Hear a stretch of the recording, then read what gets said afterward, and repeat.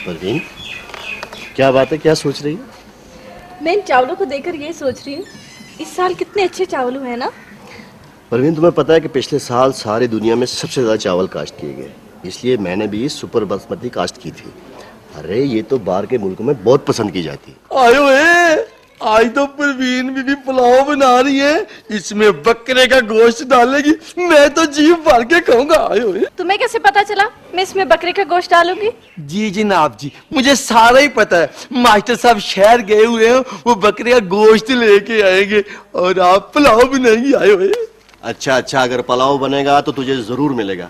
तो ऐसा कर, जाके चावलों की पनीरी का ख्याल रख, देख कोई बकरी उसे खराब ना कर दे। आयो ए, बकरी आएगी ना, मैं उसको पत्थर मारूंगा। अच्छा चल जा, मार लेना पत्थर, बस पनीरी का ख्याल रख। आयो ए।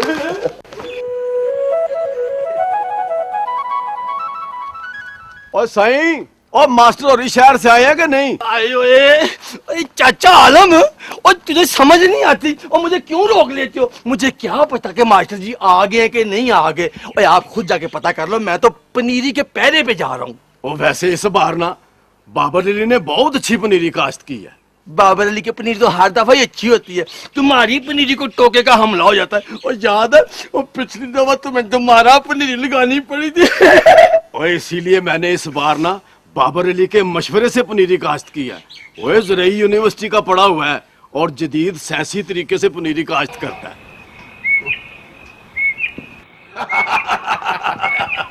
वैसे अपना मास्टर जी, आज तो सारे घर में चौलों की खुशबू फैली हुई है। लगता है पुलाव पक रहा है। चाचा आलम, खुशबू कैसे नहीं फैलेगी? आज परवीन सुपर बासमती का पुलाव बना रही। इसीलिए मैंने इस बार बाबर अली के कहने पर सुपर बासमती की पनीरी काश्त की है। आलम खान, तुझे मैंने पहले भी कहा था कि अब चावल की काश्त का वो जमाना नहीं रहा। अब चावल की काश्त भी साइंसी तरीकों पर होती है। चाचा आलम, चावल न सिर्फ हमारे मुल्क की ग़िज़ाई ज़रूरियात पूरी करता है, बल्कि ज़र मुबादला कमाने में भी अहम किरदार अदा करता है। अगरचे पिछले कुछ सालों से चावल की पैदावार में इजाफा हुआ है, मगर अभी भी फी एकड़ पैदावार बढ़ाने की गुंजाइश मौजूद है। अपना बाबर पुत्र, भाई तुम ही बता सकते हो कि फी एकड़ पैदावार कैसे बढ़ाई जा सकती है। हमारे ज़रई साइंसदानों और माहिरीन ने चावल की पैदावार बढ़ाने के लिए जदीद सिफारिशात मुरतब की हैं। अच्छी फसल हासिल करने के लिए अच्छा और खालिस बीज पहली शर्त है। बीज हमेशा उस खेत से हासिल करें जिसमें कोई बीमारी ना हो। खेत में पनीरी काश्त करने से पहले 1 या 2 मरतबा खुश्क हल चलाएं और फिर पनीरी बोने से 3 दिन पहले खेत पानी से भर दें। खड़े पानी में दोहरा हल चलाएं और सुहागा कर दें। छटा देते वक्त 3 से 5 सेंटीमीटर पानी खड़ा रखें। अगली शाम पानी निकाल दें और सुबह दोबारा पानी लगा दें। 1 हफ्ते तक ये अमल जारी रखें। जब नर्सरी 1 माह की हो जाए तो उसे खेत में मुंतकिल कर दें। हाँ, नर्सरी उखाड़ने से पहले पानी जरूर दें ताकि पौधे न टूटें और ना ही उनकी जड़ें खराब। ये है नर्सरी उगाने का सही तरीका। बिल्कुल समझ गया मास्टर जी। बेटी, पुलाव कब तैयार होगा? बस चाचा जी, दम पे रखा है, अभी थोड़ी देर में तैयार हो जाएगा। लगता है मास्टर जी आपको भूख बहुत लगी हुई है।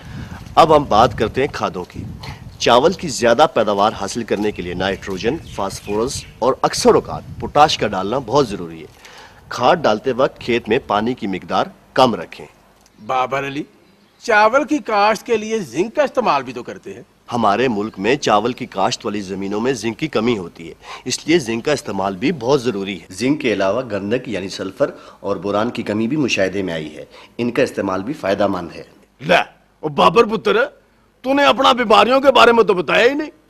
हमारे मुल्क में चावल की फसल पर बहुत सी बीमारियां हमलावर होती हैं, जिनमें चावल की बकायनी, पत्तों का झुलसाव, चावल का भपका, तने की सरांड और इसके अलावा कुछ कीड़े मकोड़े और मक्खियों का और सुनियों का भी हमला होता है। चावल की फसल को तकरीबन 50 अक़साम के कीड़े नुकसान पहुंचाते हैं। उन बीमारियों और कीड़ों के लिए अद्वियात मौजूद है, जिनके इस्तेमाल से इन पर काबू पाया जा सकता है। आलम खान, मुझे बाबर अली ने बताया है कि पाकिस्तान में तकरीबन 57 लाख एकड़ में चावल काश्त होता है और उसकी पैदावार जो है वो 45 लाख टन से ज्यादा है।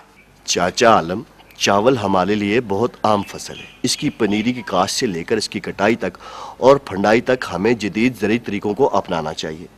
सिट्टे निकलने के तकरीबन 1 माह के बाद जब फसल का रंग सुनहरा हो जाए तो समझ लें कि फसल कटाई के लिए तैयार है। अगर कटाई में देर हो जाए तो दाने गिरना शुरू हो जाते हैं। कटाई के 2-3 दिन के बाद फंडाई कर लेनी चाहिए। चाचा आलम, चावल उगाने से पहले आप हमारी सुपर बासमती पुलाव खा के तो देखें। ये पुलाव तो कभी कभी बनता है। इधर पुलाव खाए जा रहे हैं, मुझे किसी ने इत्तला ही नहीं की। मैं भी चाची आलम की तरह खुशबू चूंघता चूंघता चूंघता इधर पहुंच ही गया हूँ आखिर। इसके अलावा किसी भी किस्म के ज़रूरी मशवरे और मसाइल के हल के लिए PARC की टोल फ्री हेल्पलाइन 0800 84420 पर पीर ता जुमा सुबह 9 बजे से दोपहर 3 बजे तक मुफ्त कॉल करें।